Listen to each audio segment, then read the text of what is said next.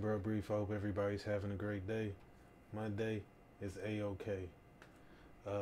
Diversity is key to success. All right. Now, some areas a person might be like, dude, there's no way. We can't be diverse. I'm like, yeah, you can. Diversity doesn't just mean skin color. All right. The diversity is ways of thinking, uh, sizes, shapes. Uh, there's many ways to be diverse. If you feel like your diversity bucket is limited, all right. If your diversity bucket is limited, there's ways to be diverse. Diversity is key to success. All right. You got to have people thinking different. You got to have people that look different. You know what I'm saying? Or you got to have people from different backgrounds. You can't just have a bunch of rich people, you know what I'm saying, and not have somebody who isn't rich and makes sense. Sometimes rich people don't make any sense. And I'm just being honest.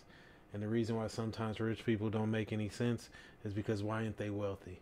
But anyway, when your issue is pressed past the point of retention, all right, meaning, you know, everything that went stale, dude. You know what I'm saying? Like, people aren't uh, accepting or looking your way anymore, whatever it may be. You know what I'm saying? If you have an issue to press, then you probably should do a little ironing, a little creasing, a little cleaning, a little sewing, whatever, you know what I'm saying, to be able to change up your delivery. Because everybody's, at some point in time, everybody gets tired of the same old thing. I've said this before. That's why you have logo upgrades.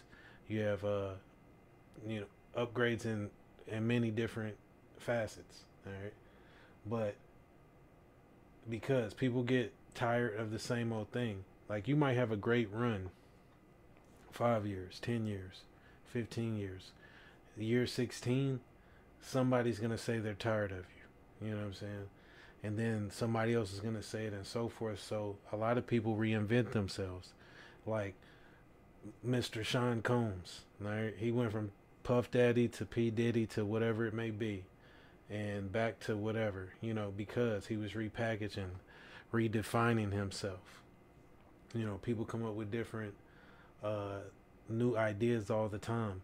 It's smart to hire people who know more than you or just as much as, you know what I'm saying? But the thing of it is a lot of times people have ego problems, to where, they want to be the whatever, the top dog, the supreme cat, whatever. They want to be that, and that's an issue problem, a ego problem. Excuse me. Especially when you're working in a team environment. In a team environment, nobody's bigger than the team. Why? Because it takes a team to win. The quickest point from A to Z, all right, is a straight line. People always want to go this way, that way. Go straight ahead. You know what I'm saying? That's the quickest point to getting done with whatever issue or reaching your goals. Is A to Z is a straight line. Like, don't get me wrong. Are there different routes? Yeah, they are different routes. You know what I'm saying? But, at the end of the day, if that different route slows you up or holds you back, then what are you really winning? It's no different than a person that leaves their house and is doing the speed limit at 75 miles an hour. And I'm just saying, if that's what it is, and the person is doing 85 miles an hour, it's no different. They're still gonna make it to the same place. Probably a, the person that's doing 85 versus the 75 is probably only gonna beat that person by a few seconds. What does that matter at the end of the day? Mental blocks. When your mind is cluttered, you know, at times your mind might be blocked. All right, like the writer's block. You got to find ways to declutter your thought process. All right. If it's starting over from scratch, it's starting over from scratch.